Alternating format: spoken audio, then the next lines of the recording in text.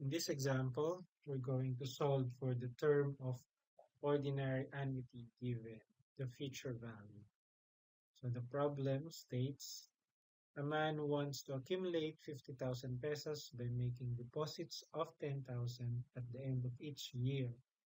If he gets 3% interest, how many regular payments will he make, and what is the size of the last payment, if any? So let's identify the given information of the problem. So we can set future value equal to 50,000. The payments or deposits 10,000 pesos with the nominal rate of.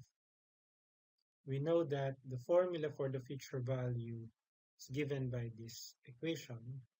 Solving for n, we need to divide both sides by PMT, cross multiply I, and transpose -1.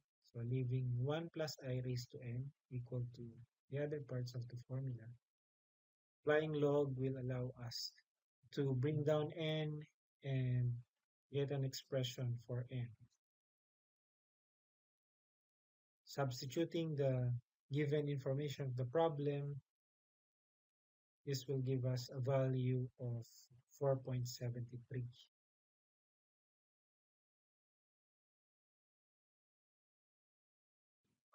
This result means that there are 4 regular deposits of 10,000 and a fifth deposit of less than 10,000.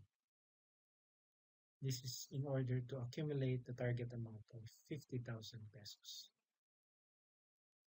Solving for the fifth payment or fifth deposit, we need to create a time diagram to illustrate the problem. So we have 5 deposits, 5 periods, 4 of which are 10,000 deposits, and the last unknown deposit against the target amount of 50,000.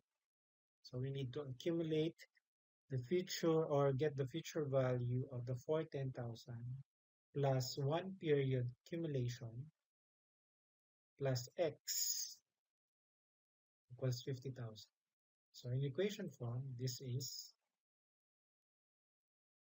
10,000 times the accumulation factor of the annuity plus 1 period accumulation plus x is equal to 50,000. So this portion will give us a value of 41,836.1.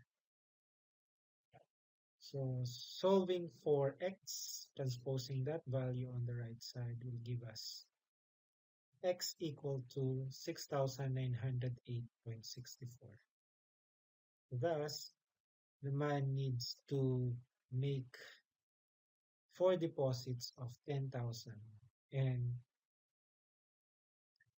an additional of 6,908.64 in order to accumulate the desired amount, which is 50,000.